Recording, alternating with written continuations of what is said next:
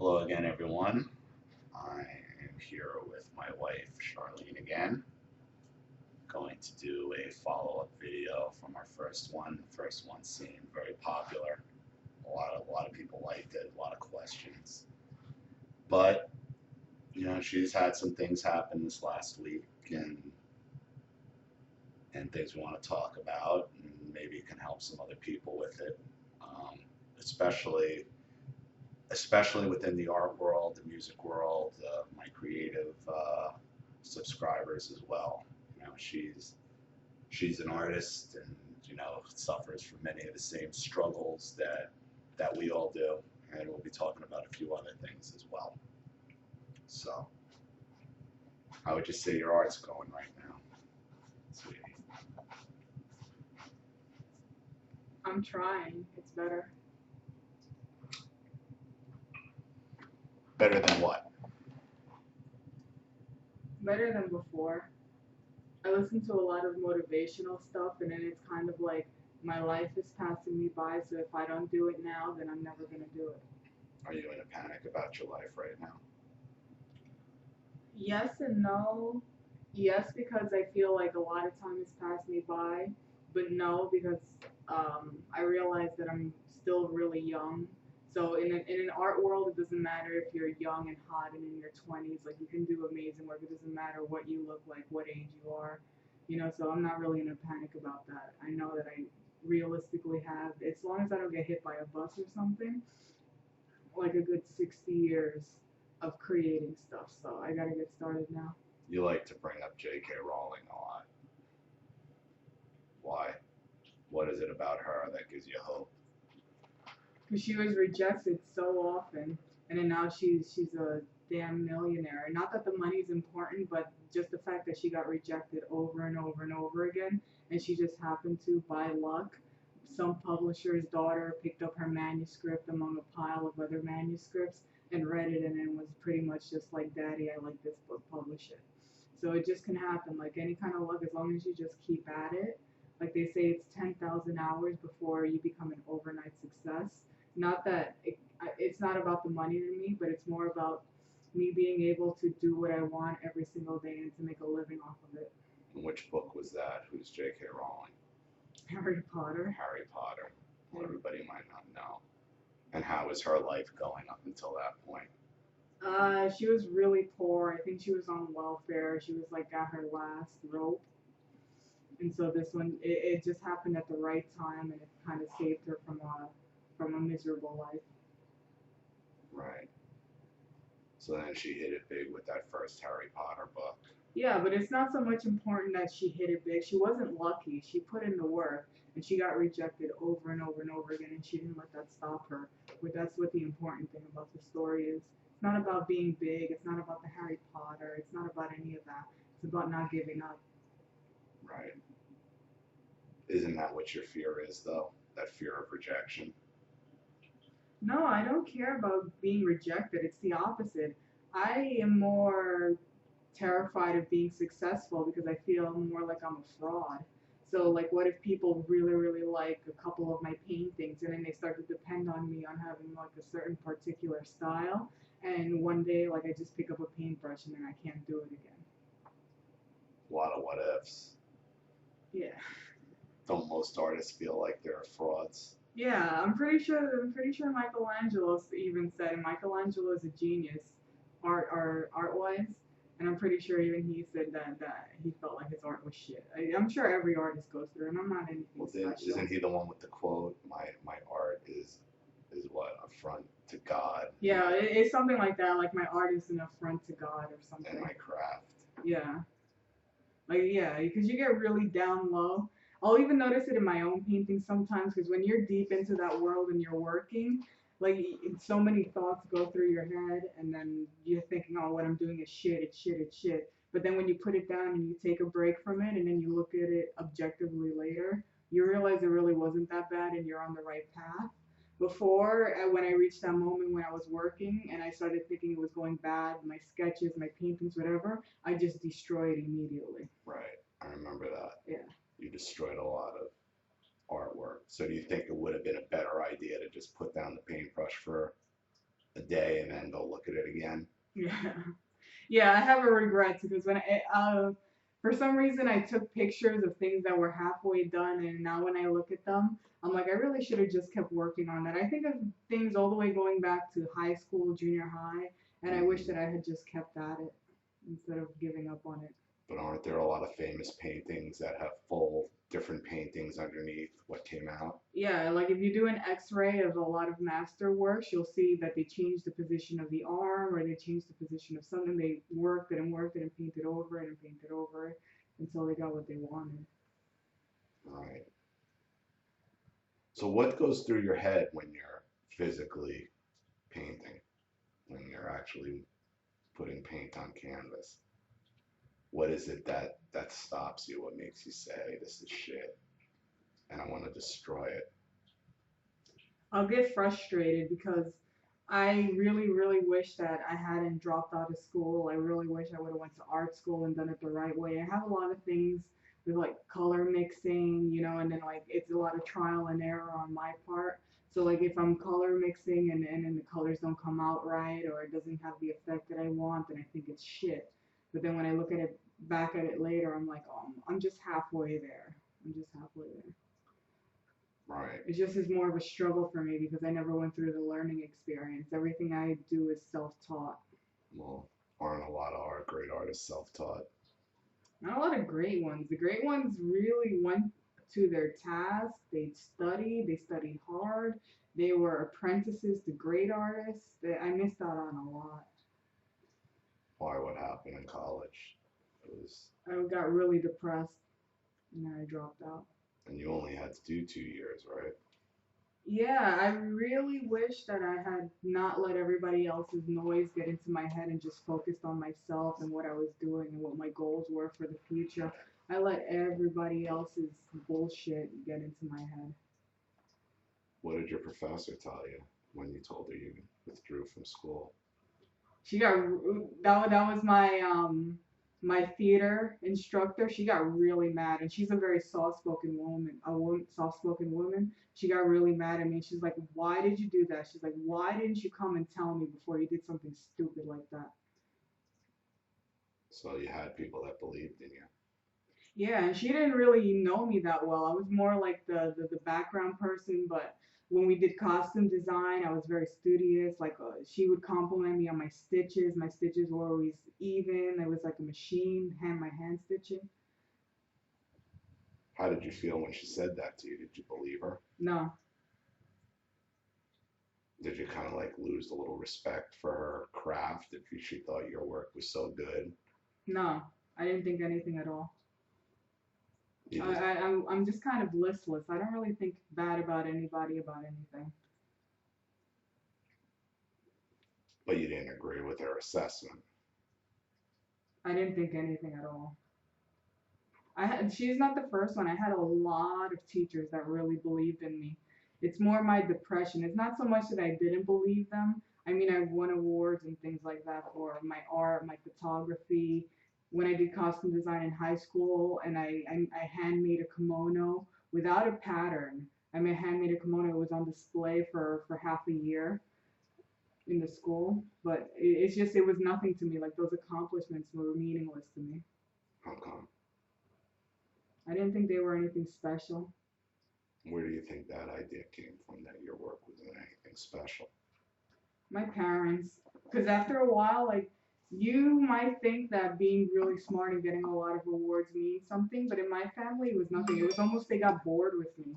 Like they were bored that I was always getting straight A marks and always bringing home awards. They didn't even show up to some of my award ceremonies. After a while, they couldn't give a shit.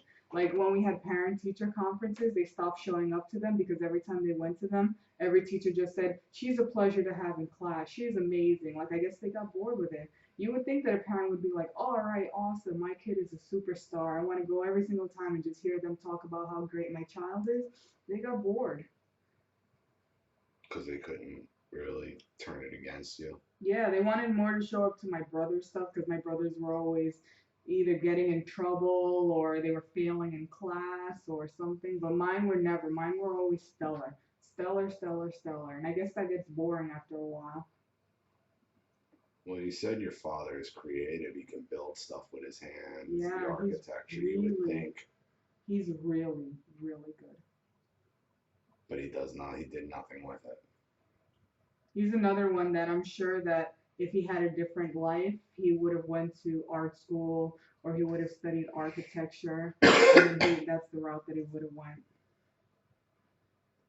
And you never been able to really find or assimilate into an art community, right? A community of friends that are artists. And you have the one who does the jewelry, right? Back in New York. Yeah. How would you categorize the people you call friends in your life? Or do you have a lot of friends? I'm a very friendly person. I know lots of people. Every time I talk to somebody new, I never assume that they won't like me. I always talk to everybody like I've known them for 100 years, and I get along really well with people. It's never anything deep though, but tons of people like me. Tons of people say great things about me, but nobody really knows me How come? because I don't want them to know me. I reject people often. Well, why do you who are the people you typically reject? Anybody that stays around me for too long, I like to reject them. And then I just want to be alone. Are you rejecting them because you want to hurt them? No, it's because I want to be by myself. Why? Is it that you just want to be alone, or these people really aren't? I don't like people to rely on me because I can't even rely on myself. Do you get bored with these people?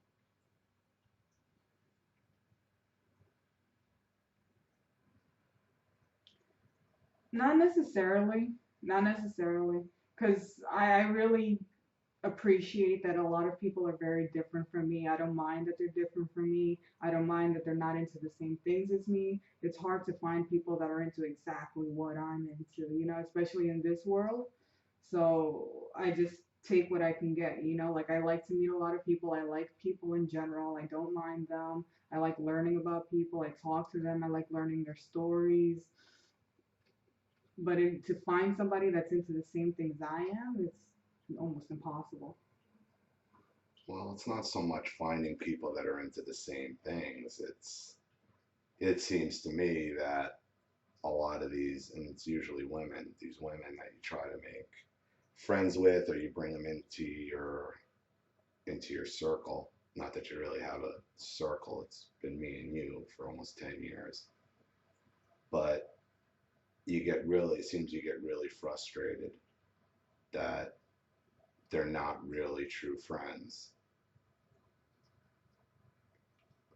Yeah, but you have to understand, I'm a very understanding person. You can't expect every single person that you come across with to take on your burdens. Like these people, I don't know them for that long of a time for them for me to expect anybody to take on my burdens and to fight my battles and things like that. Like that's what true friends do to each other, and that's something you build over time.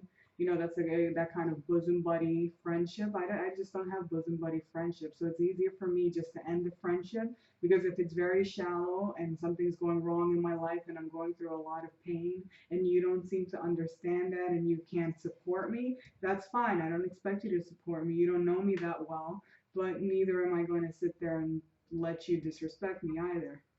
It's just not going to work. So the other day you just defriended a bunch of people. Primarily you met at your last job at the club. This club that basically screwed you over after you made a sexual harassment complaint against the owner who was stealing, embezzling from his own club. Yeah, because at this point in my life, with what I've went through and the things I've learned about abuse and things like that, I can't have you marginalizing or trivializing what I went through just because it's not in your best interest or it's not convenient for you to recognize what I went through. So it's fine. You want to stay there. You want to do what you want to do. You don't want to take what I said seriously. That's fine. But you're not going to remain in my life. How did they marginalize you and I trivialize you? don't just, I don't want to talk about it. Well, we need to talk about it Why? because it's important. It's important for you and it's important for everybody who's listening because this is a pattern of bringing in the same type of people. Yeah, but it's exactly and finally getting to the point. It's exactly the same as no contact. You know what I'm saying? At some point, you have to realize the best thing you can do is go no contact. There's no arguing. There's no bullshitting. I don't care about your explanation. I don't care about your rationalization. I don't care. I don't care. Exactly. I'm at the point in my life where I have to move on and move forward. And if I'm going to sit here and discuss with you about all the things that are bothering me, I'm going to stay in this moment and I'm not going to move forward. Well, the point I'm trying to make is how long did you put up with being disrespected like that before you finally cut it off? A while. I was in denial. Right. It's because I was so hungry. Because I keep trying, even though I don't have that bosom buddy friendship, I keep trying.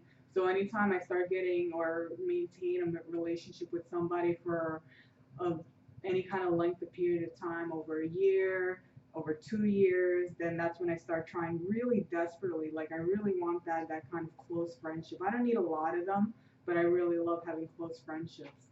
So it's like I try very hard, but.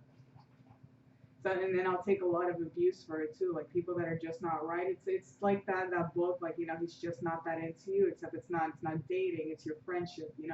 Your friends are just not that into you, and then you're trying and trying. You're making this bullshit.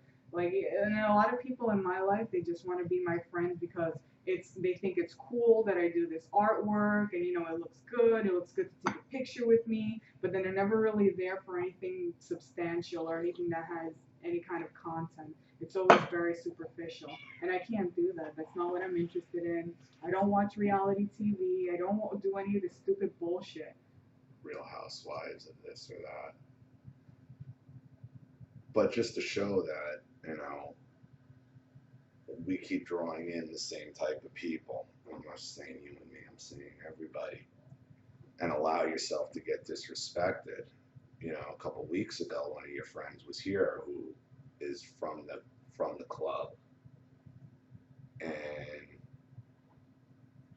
not only does she still work there, and everybody needs to work, but she came into your apartment, our place, and then basically told you how she was taking over your job and going to try to get more money.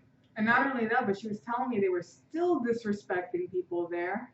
The things that they try to fire me for, people are still doing there. And instead of sticking up for me, she keeps her damn mouth shut because she wants a raise and it's convenient for her. And until they bite her in the ass like they did to me, she won't believe it. Because it's convenient for her right now, and there's nothing I can do about that. I'm not going to try to bring her down. I'm not going to tell her what she should do with her life. I really shouldn't. But I'm not going to take it either. Exactly. I don't want you showing up here and telling me about all the things that are going on at a place that disrespected me illegally. Right.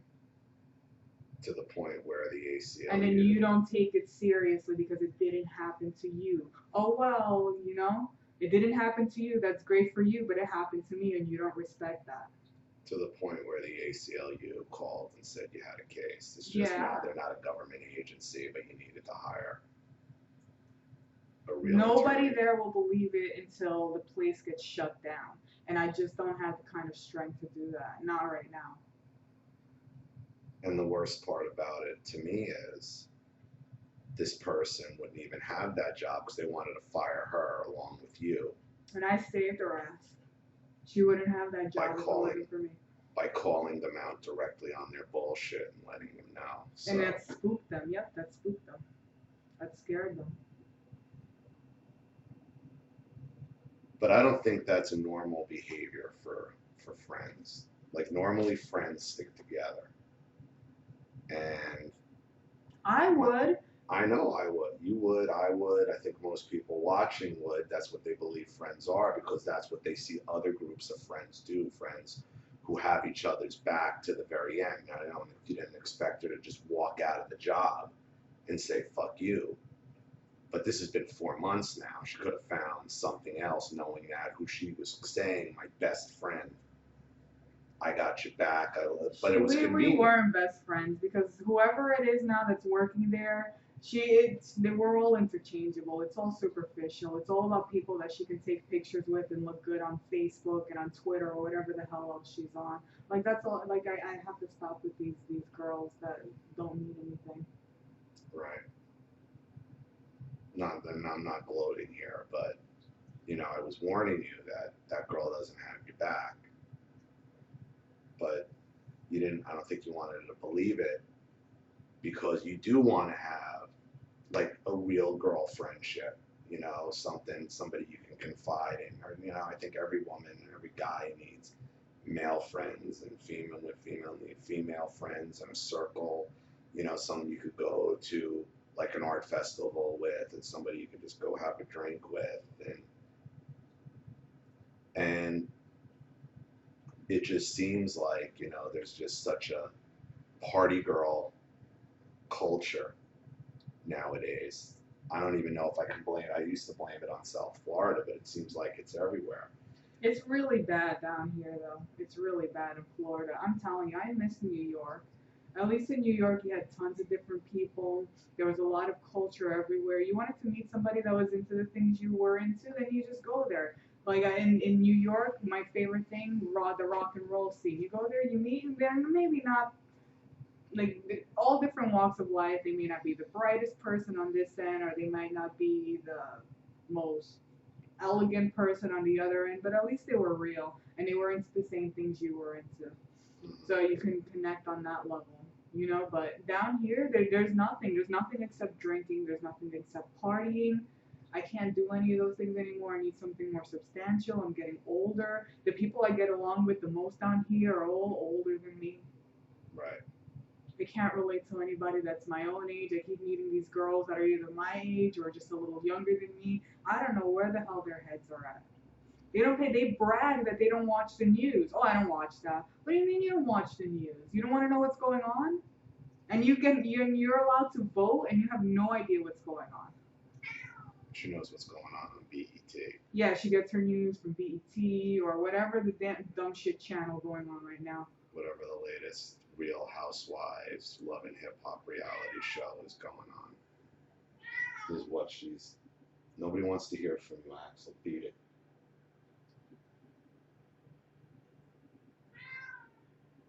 Is that a confidence thing? Why you put up with it for so long? I just figure if I can't have any close friendships, at least it makes me less pathetic to have people that I can go out and like go to a club with or go to a bar, have a drink with. I think it makes me less pathetic. You can't stay holed up in the house all the time. Sometimes it's good to go out and see culture. When you go to a club or you go to a party, you can't really hear shit anyway, so it doesn't matter who's there. Right. But the times you went out with this group, I mean, you did go out with them. I won't say quite a bit, but a number of times.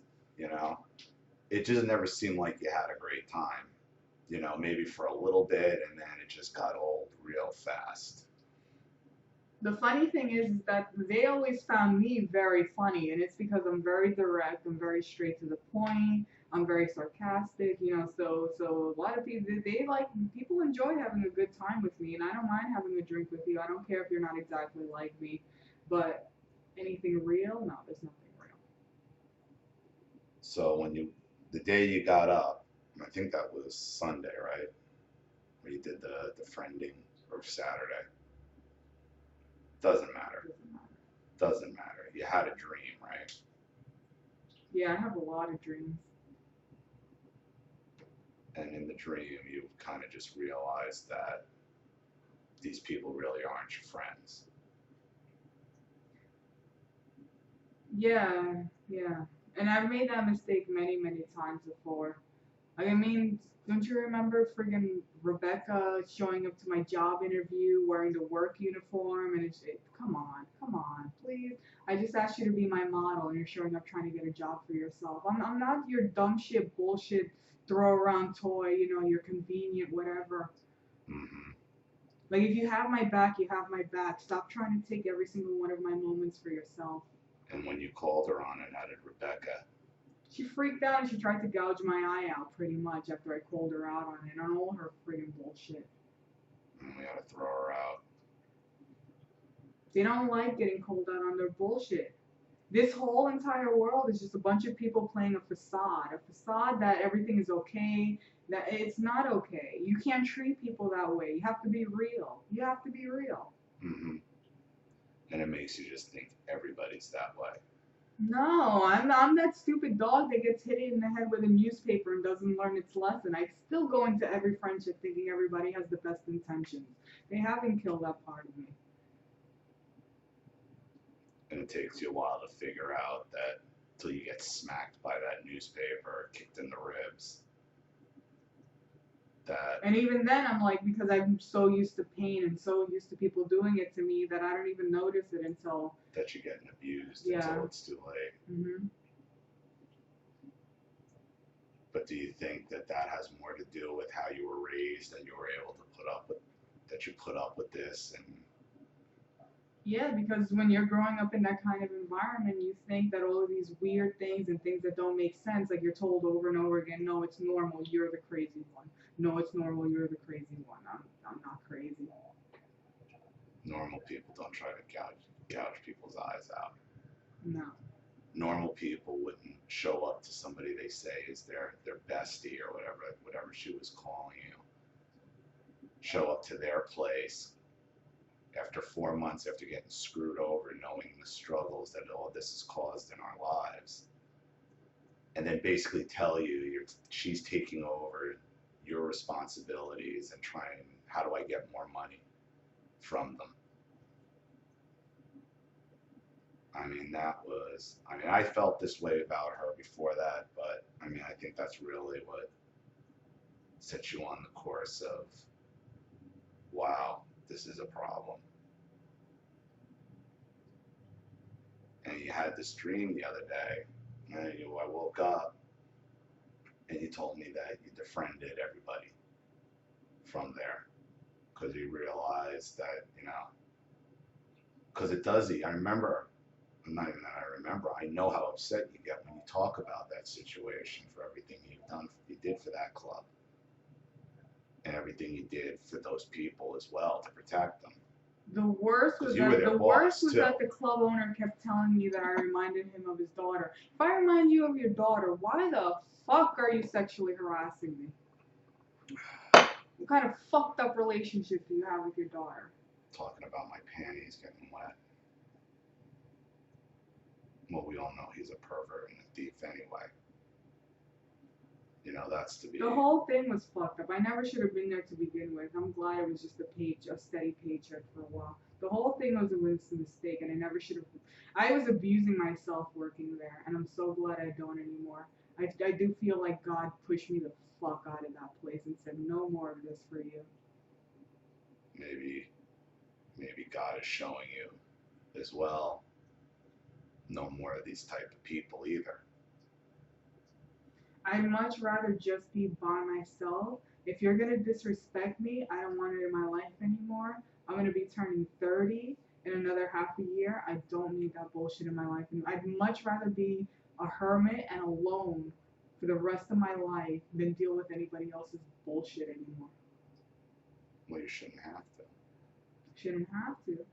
I'm still positive too. I feel like if I start moving in the right direction in my life and I stop hiding shit and I start moving into, I work on my art career and I start getting that going, then the right people are going to come into my life. Smart people, people that I can talk to. Well, you're working in the art field now, working with fine art, major artists. You're selling major works of art now. So not major, but pretty good.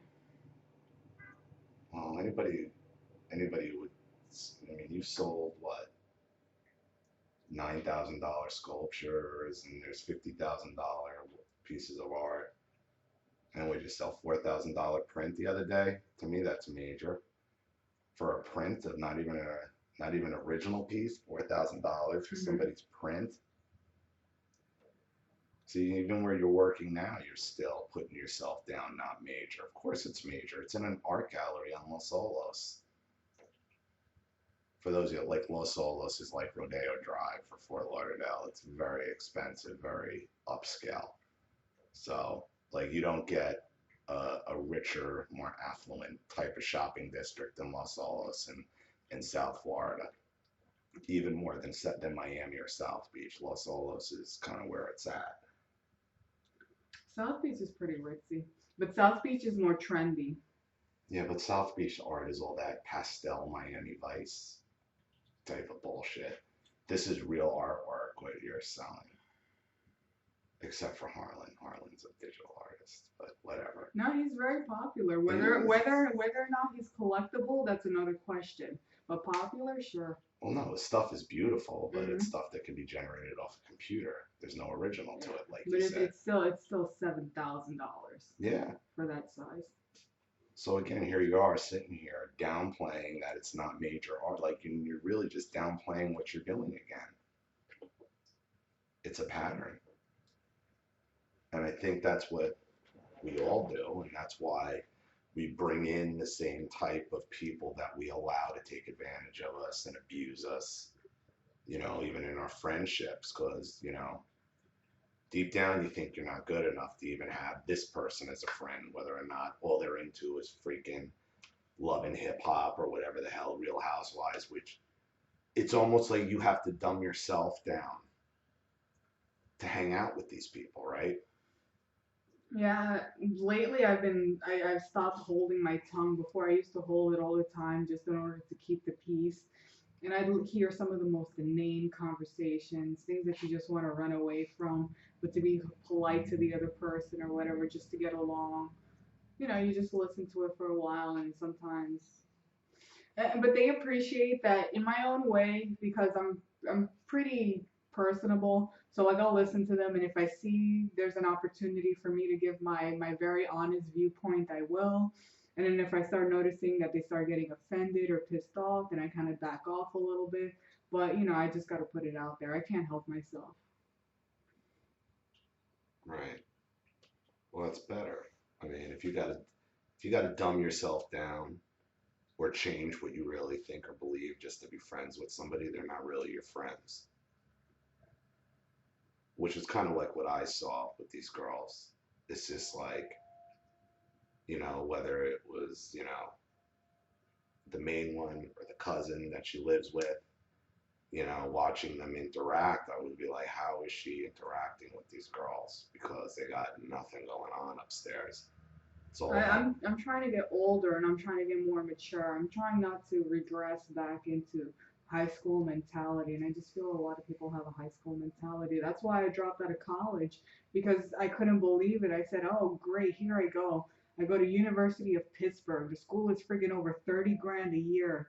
I'm on basically almost a full ride, you know, like it's a research facility, you know, and I go there and everybody just parties all the time. People are dumb there. They're dumb.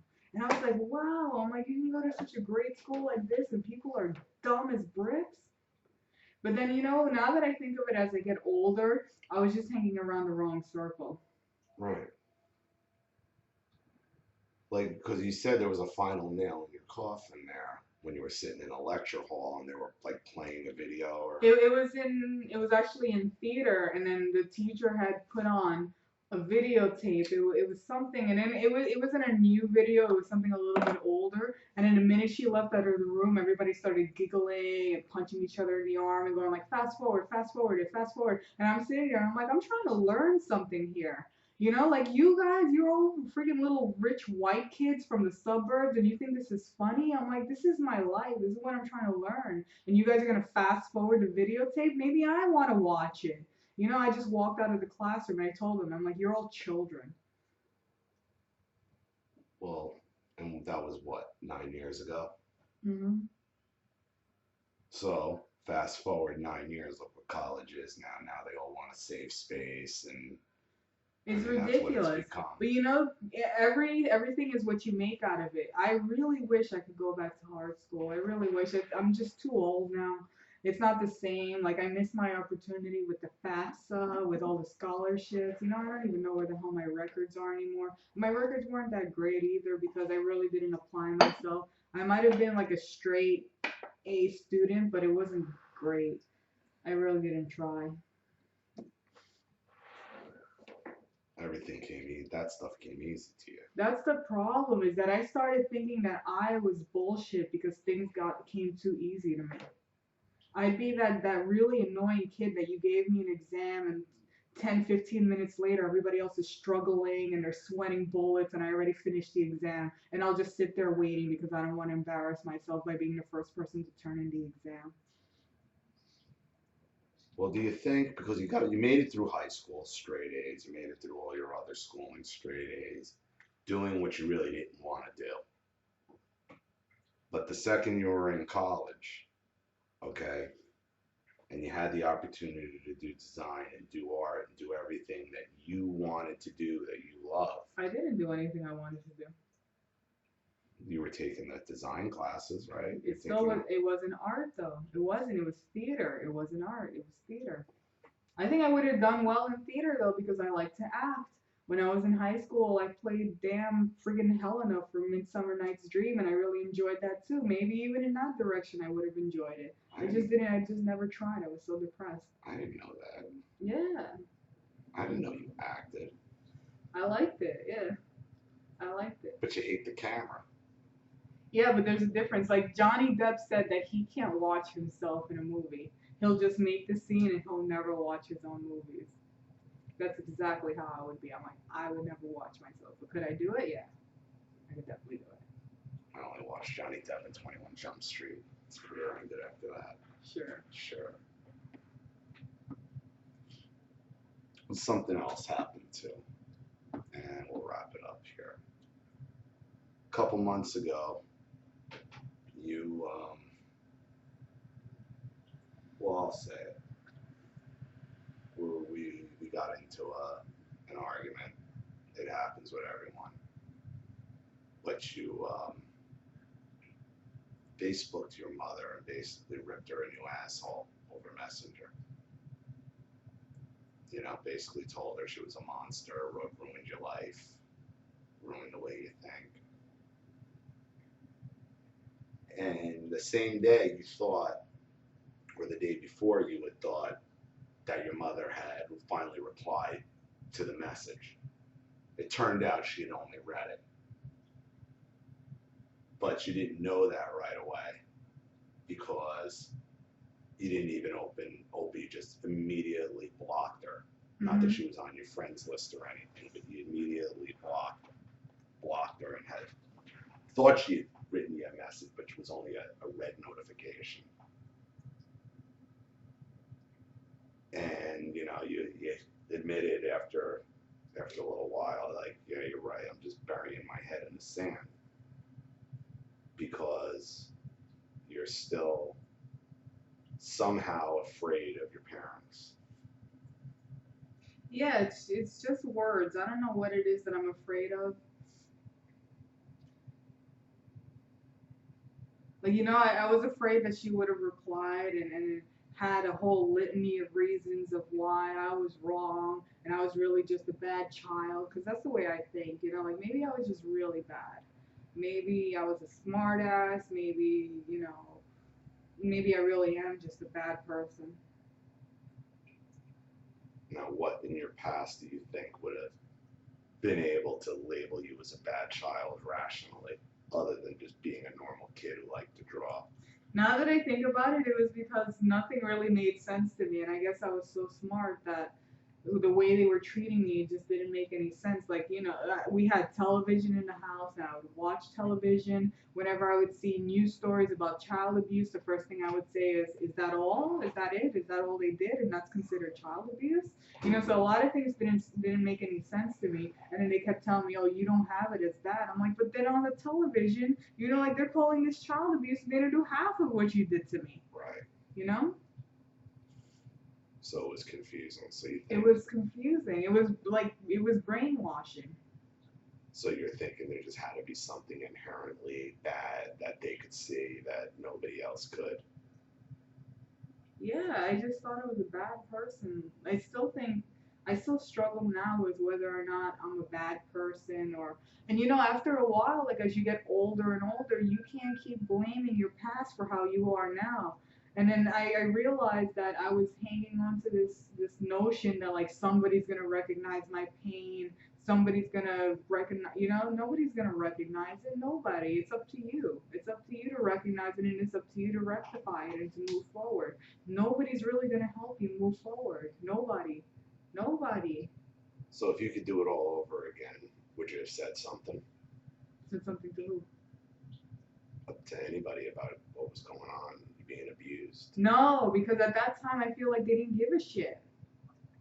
They didn't take it seriously at that time. They didn't. I had a damn pedophile in my junior high. They didn't take it seriously. Who had a bunch of 11, 12-year-old girls coming over to his house, and he had nude pictures all over his webpage. Because in the beginning, the internet was new back then. Right, You know? it was the Wild West. Yeah, nobody took that shit seriously. Nobody questioned why he's having 11 and 12-year-olds come over to his house. No, they thought he was like the cool teacher. Luke Thomas, IS-227. You said Something's you fucked up mentioned with him him. before. You said The that you were gonna PTA president. Something's fucked up with him. And I knew it right away. I never went to his house. I said, something's off about that guy. I don't like it. I wasn't that old, but something, my instincts, whatever it was, I was like, I don't think he's cool, and I don't want to go over to his house. Would other girls try to get you to go over with them? They all did. It was a gaggle of them because he was the cool guy, you know? He was the cool guy in the school. So he probably abused a lot. Of The girls first in time was class. when I looked at his webpage and I saw like a naked Asian woman on it, and I said, I don't like this. This doesn't feel right. Mhm. So he wouldn't even have said anything to the police or No, and then his daughter was in my class. really. His daughter was in my class. Yeah. I wonder if she probably has some stories. He was a messed up guy. You don't know if he still. I remember you were saying if he still works there, you were gonna. I was gonna call the school, yeah, but I looked it up. I don't think he's there anymore. I think it's long past. Right. PS 122, right? IS-227. Oh, IS 227. Luke Thomas, PTA president. Mm-hmm. Screwed up guy. He was single too. I think he was like having a divorce, or he had broken up with his Asian wife or something. His daughter was half Asian. This was in Brooklyn, In the bad part. Yeah, and then he was the type that always made like jokes that were a little too adult for our age, you know. But then there were a lot of fucked up kids in that school. A lot of them. Well, it was an urban school and a bad. No. neighborhood. IS-227 was in a beautiful part of Brooklyn. That was Bensonhurst. Yeah.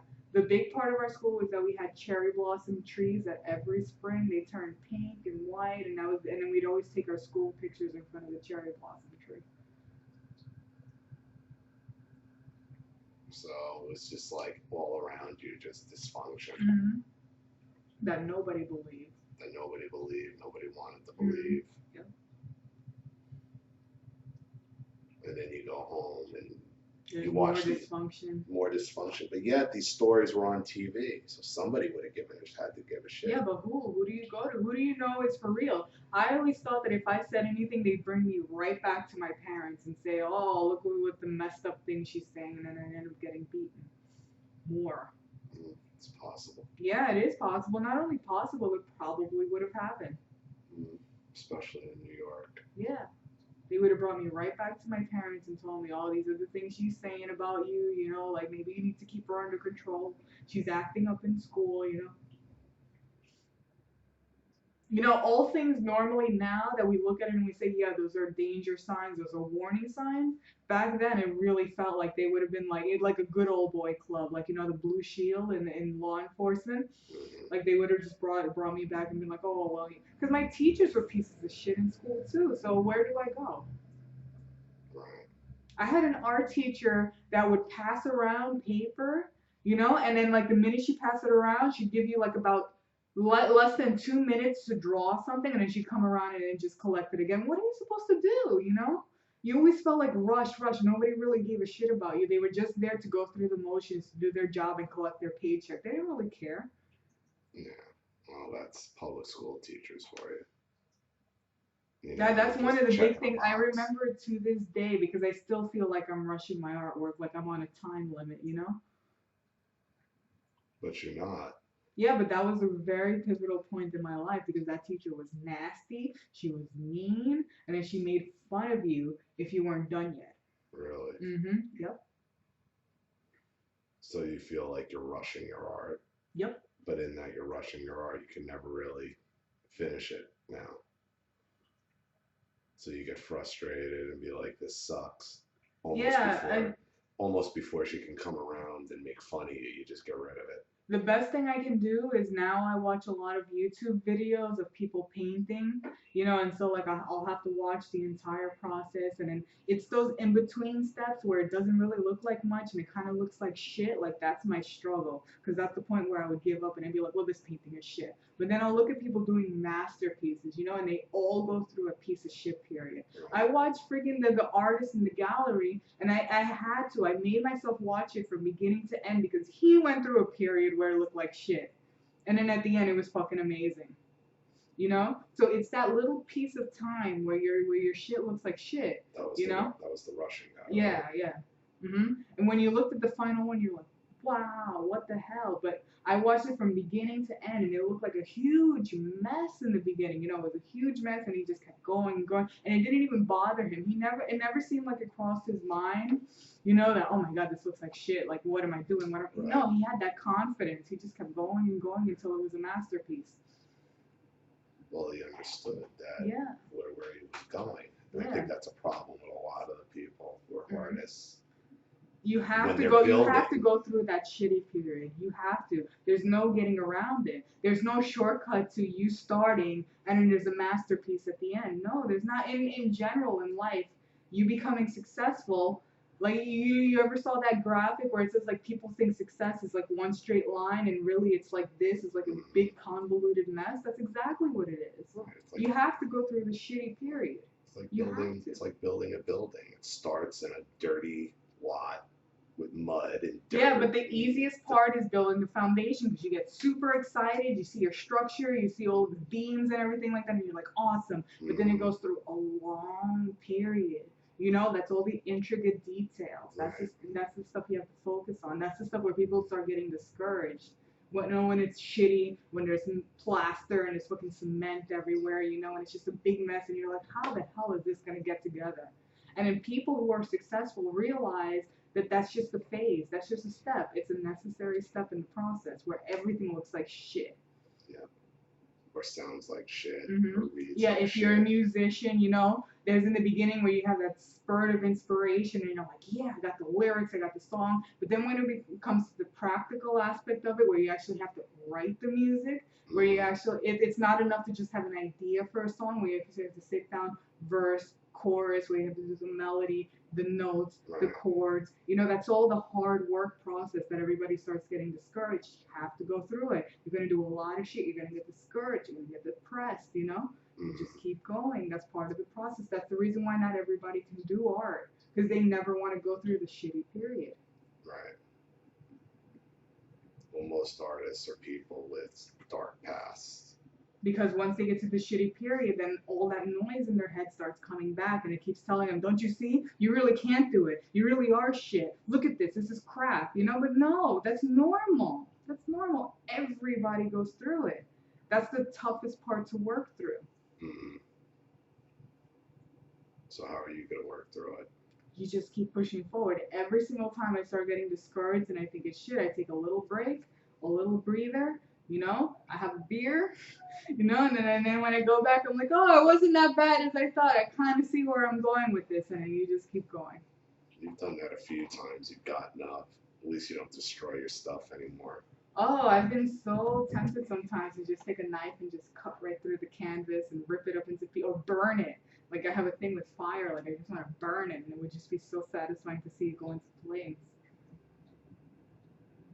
But you don't. No, because I realize as I get older, like that's not really gonna help me. That's exciting when you're young, you know, and you're destructive, but as you get older, you can't keep destroying everything that you make, otherwise you're not gonna have anything to show for it. Right. Because the thing with art is you need to keep producing it. You need to have a portfolio. Everybody, like, you know, all of these master artists, people only focus on a few or a couple works, you know, there's not. If you look at their whole catalog, they have a gigantic, massive paintings. Right. You're only focusing on one or two, and then you're comparing yourself to somebody else's masterpieces. You gotta look at all the other shit they were doing too. Right. Sometimes they made crap. Sometimes they got terrible reviews for the other things that they've done, and they kept going. Right. Look at Google. How many times has Google failed? All they do is they listen to people's complaints and then they take it to heart and then they make something better. That's why Google is still alive. They don't get boggled down by that bullshit. Yeah, they failed. What is Google Plus? Google Plus is failing. But now they're compartmentalizing it and they're splitting it up into different services. That's the best way to do it. You don't let you might get bad reviews. Yeah, you might produce shit sometimes, but you just keep going because you never know if the next one is going to be your damn masterpiece. You never know if the next time you write it's going to be your Harry Potter. I can guarantee you J.K. Rowling has a fucking drawer full of dumb manuscripts, and when she reads it now, she's embarrassed about it. But if somebody else read it, they might think it's the greatest thing ever. But it's possible that it's not, and then that's a reality you have to live with. Right. Well, art is subjective anyway. All you need is one person to like it, and if it's the right, you just don't know. Look, Michelangelo, Picasso, they hated all their own work. Yeah. All those people have a huge body of work. None of them, like, you know, friggin' Picasso, whatever, the what's the name of Guarnia, the war one, you know, like things like that, like their masterpiece paintings. There's about 100 other works behind that one that were not masterpieces. Mm-hmm. They would never, if you do an auction, they're never going to get a high of a price as their masterpieces. Well, look at musicians. I mean, even the great bands. I mean, I would say maybe 30% of their songs are good, and the rest exactly. are just listen to a lot of popular albums, like, you know, one-hit wonders. Some of their songs are damn amazing, but then when you listen to the album, you're like, wow, this doesn't sound anything like your hit, you know? This doesn't sound anything like your hit. Sometimes that happens. Sometimes the opposite happens, where you listen to the hit and you listen to the album and you're like, damn, this is damn genius. You know? You never know. So you just got to push through it. Mm-hmm. You push through it. Because if you give up on everyone, you're never going to have anything. Exactly. If you keep defeating yourself after every single failure, you're never going to get anywhere. Everybody fails. Everybody fails. Well, you're failing before you even fail because you never finish it. Yeah, but you have to fail. That's part of the learning process and that's part of the progress. You have to fail. Right. You have to fail. And it's better for you if you do fail because then you know how to deal with it. If you just have success after success, the first time you fail, it's going to rock your world. And you're not going to know how to handle it. And you're really going to get down in the dumps and be like, oh, well, I lost it all. No. It's better if you fail a bunch of times and you succeed after your failures. Right. But people are afraid to fail. So they end up failing by not doing. Yep. Mm-hmm. Because they're afraid to fail. There's two different things. It's afraid to fail and afraid to succeed, because some people succeed too fast, and then their self-confidence hasn't caught up to their success yet. So that's when you have the hermits. That's when they retreat, because they're like, I don't know why you think I'm so great, because I don't see myself as great. And then people demand your work. They want more of it. They want to pay money for your shit, and you're like, why are you giving me your money for this? I think it's crap. It's not crap though. Mm. You don't decide whether something's crap. You just gotta finish it. You just gotta finish it and put it out. Finish it and put it, and you just keep doing it and doing it and doing it over and over again. You put yourself out there. It's the hardest thing in the world, but you just put yourself out there, and then one day, you know, like you'll find yourself successful, and you're like, how the hell did I get here? On to the next one. As long as you just keep that mindset that you just keep producing and producing, you're doing what you love, what you enjoy. You don't sell out. You don't let anybody tell you how you're supposed to do your art or how you're supposed to do your music or anything. You just do what's true to yourself. You just keep going in that direction and people will appreciate it. And then the more popular it becomes, then you have to realize the more haters you're going to have. The more people that it's not even about your art, it's not even about what you're doing. It's all about just the fact that you did something that they couldn't do. There's a lot of negative people in the world. Well, you know what I saw, like my example of what I've seen in that is South Park. You know, that show's been on since what, 97? And I read something where, you know, the Goth Kids episodes, right? With Henrietta. The last one with Edgar Allan Poe going to the posers. That was what's known as a throwaway episode, where if they couldn't make their episode in time because they do it the same week, they always have one in the can in case they can. And those Goth Kid episodes are throwaways, and they hate those. They're like, we'll never do one again if we don't have to. Those are my favorite episodes. So, and there's a lot of people love those. And it's just an example of the artist hating their own work, but other people being like, wow, this is so good and so funny. You don't decide for yourself how people are going to take your work or how they're going to receive your work. You know, I'm sure there's a lot of people. I can't even remember who the author was that they released a book and then it became super. Maybe it was Catcher in the Rye. I'm not sure. But it was something like that where the person released a book and then like they hate their own book, but it's such a huge bestseller and everybody loves it and they don't understand why the hell it's a bestseller. And it made them super angry, and I think they became a hermit and repressed or repressive.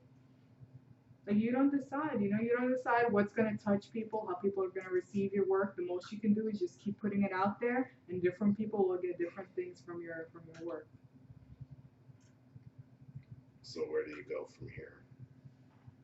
Me personally, just gotta work.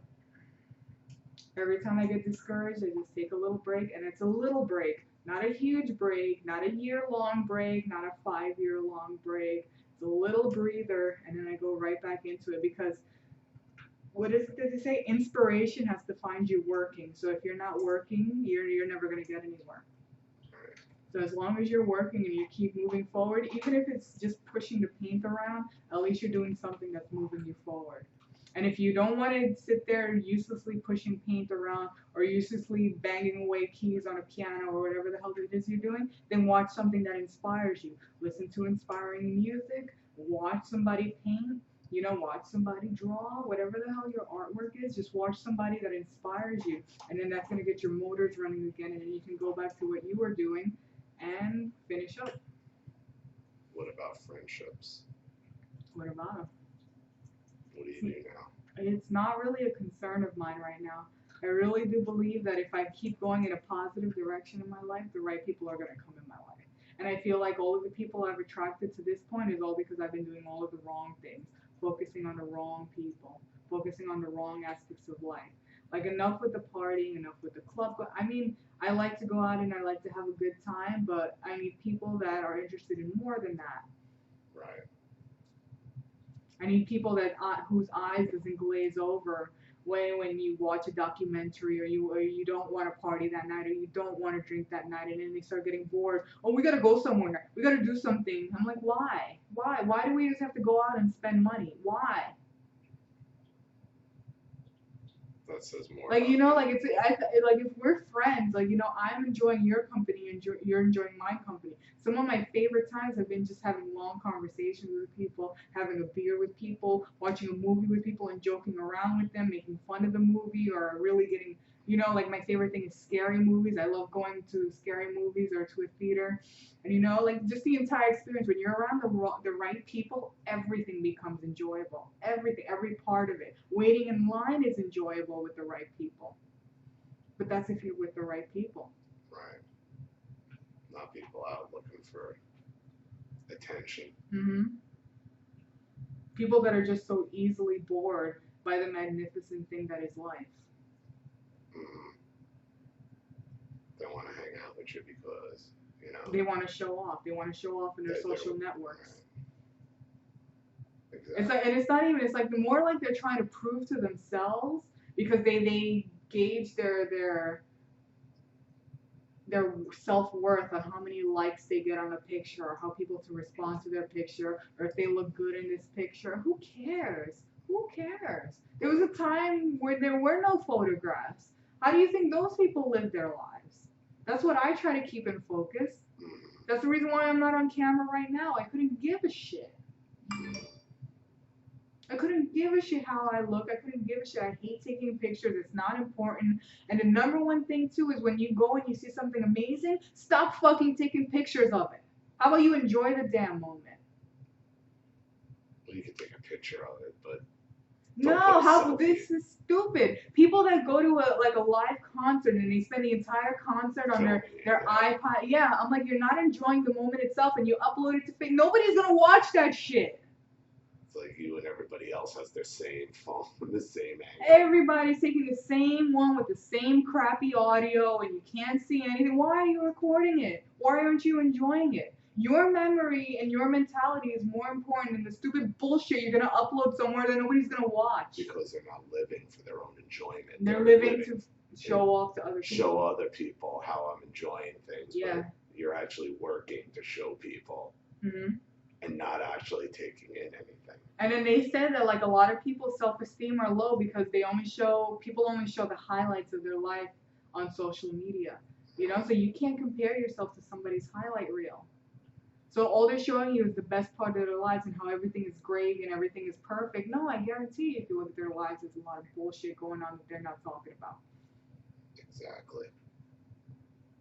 So don't compare yourself to other people's highlights. Exactly. Because they only show you what they want you to see. Yep. And it's bullshit anyway, because once you get to know them, that's when you get so disappointed. Like, you're full of shit. You're completely full of shit. And it's all superficial. They always want to take pictures. Everything you can judge is like proportional based on how many pictures they have on social media. When you meet them in person or you talk to them in person, how many times they want to take a picture. Click. The selfie stick, the dumbest thing I've ever seen in my life. Yeah.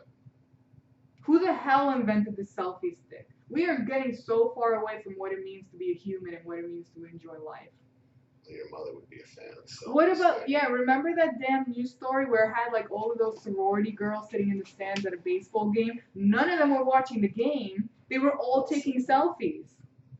Wow. What's the point? What's the point? Why well, you even said go to the you've game? gone out, tried to go out to lunch with girls, and like they're just no conversation whatsoever. Just all they've been doing, and they're usually looking at their own pictures.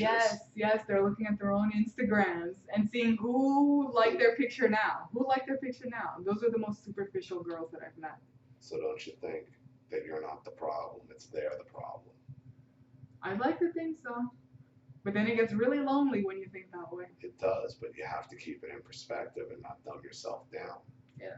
I'd rather be... Because when you sit here now and you look back and you analyze what their actual behavior is, and then you drill down to, well then, am I the problem or they're the problem?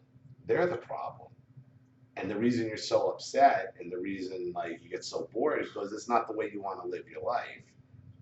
Through Instagram, looking at your own Instagram feed, looking at your own Pinterest feed, counting how many people liked it or commented on it, and then they'll go to their friends and compare, and that's where these bad, and it's all bullshit. The only thing I care about social media wise is when I put my artwork on there is if it's reaching people and they like it. That's the only thing I care about. That's the only thing I would want to read about. That stuff I'm interested in. I'd love to see if people like my work or they're commenting on my work or anything. I want to see how it reaches you, and I want to see if what I'm doing, if there's a damn audience for it. You know, because I'm doing something that's straight from my heart and I think is great. So the best thing in the world would be to know that other people also look at it and go like, yeah, you know what? That's exactly what I wanted to see. Then maybe I'm reaching somebody else. So when's your website going live? Early 2016. What are you waiting on? more work. You can't put up a website with no work. Well, yeah, some. Yeah, but none of it, like the paintings I have now, they're not even representative of what I can do. I've gone through so much of a learning experience with my painting, with my process, with my work, things that I've learned, things that are important to me, things that I want to complete, you know? I have a lot of things in my head that I just need to buckle down and get the discipline and just put it down on canvas or put it down on paper. Where are you in regards to your mother and your family? I think it's probably the healthiest I can be because I don't care. Did you put them on block? Yeah, I unblocked my mother though, but I think I'll block her again. Because it's just, you're not going to say anything constructive to my life. I don't want to hear your excuses. I don't even want to hear an apology because the apology is going to be for yourself. It's not going to be for me. It's not going to be because you care about what happened to me. You care how I feel. It's because you feel bad because I called you out that the same thing that happened to you in your childhood, you did to me. That's what you feel guilty about. And you didn't want to recognize. That's why you kept telling me that what I was going through wasn't that bad. It's because you don't want to recognize that you became your mother. Mm-hmm. Well, I think she realizes that. Yeah, but it's ostrich, head in the sand. How you feeling? How you feeling? Fine. I gotta pee. You gotta pee? Yeah. Thank you for sharing that with everybody. You're welcome. All right. We'll wrap it up here. Thank you again. I think this has been very constructive for everybody, especially the creative people. I hope so. And the people who, you know, when you keep people you know who shouldn't be in your life, whether they be friends or family, you're really only just damaging yourself and holding yourself back. You know, you're going to continue to draw in the same type of people over and over again. You know, until you're able to recognize it and make the change and say, you know, stop it right at the first sign. Like, no, we're not doing this. It's done. So, thank you everybody who's watched. I hope this helped. Again, it's another long video. And again, if you do enjoy this channel, please consider making a contribution to the PayPal link in the description box. And remember, a contribution of any size, if you want your story made into a video, you go right to the top of the list. This is Ollie Matthews. Thanks for watching. See you all again soon. Bye.